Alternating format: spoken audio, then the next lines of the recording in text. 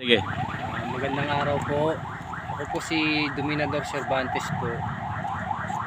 Nakatira po kami sa lansangan ngayon kasi wala po kami sariling tahanan, wala po kami Medyo lang sa konti.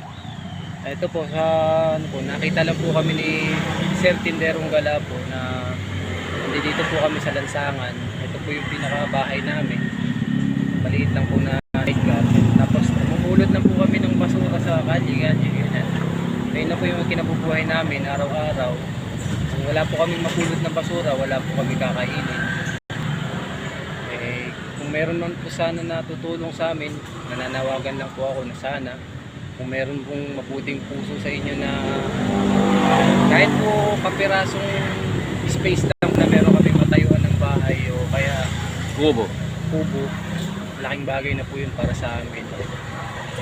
Kasi wala po talaga kami, wala po akong kakayahan na makapagpatayo ng sariling bahay kasi wala nga po akong trabaho. Wala po nung nagkasakit ako, hindi na po ako nakapagtrabaho. Ito yung mga anak ko po, 4 po yung mga anak ko na nag-aaral po. Hindi ko po alam kung paano po silang matutustusan sa araw-araw na pangangailangan kasi ito lang din po yung pamumuhay namin. Kaya nga po kahit pa unti-unti pinipilit ko po na magkaroon para lang po sa mga anak ko na nag-aaral. Yun nga po, wala nga rin po silang mga uniforme, mga gamit sa eskwelahan.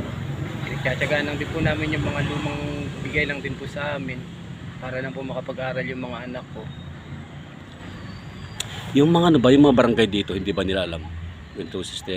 Nakikita po kami ng mga barangay, nadadaanan lang po kami, hindi naman kami pinapansin. Hindi Kami inaanuhan. Minsan na po akong humingi ng tulong. Ang sagot sa akin, dapat daw naka-address ako sa barangay nila mismo. Sabi ko, wala nga po kami permanente address. Kaya hindi po kami... Saan ba kayo pero bumoboto kayo? Dati po bumuboto kami dito. Ngayon hindi na? Ngayon hindi na po. Gawa po simula nung nagka-pandemic po, hindi na po kami nakaboto. Para po sa Kalaman ng Lato, yan po tirahan nila o yan. Yung sidecar. So ayan, napuno na ng gamit nila no. Yan po ang tirahan nila. Dito po sa may gilid ng kalsada, ayan. Ayan po, dito lang sila. Ayan. Ito buong pamilya po yan. Kulang pa ng isa kasi pumasok sila. Ayan po, ayan ang kanilang tirahan lang. Kung halimbawa maglalatag na lang nila. Maglalatag sila sa kanilang kung saan doon sila titira ay matutulog. Ayan. Ayan.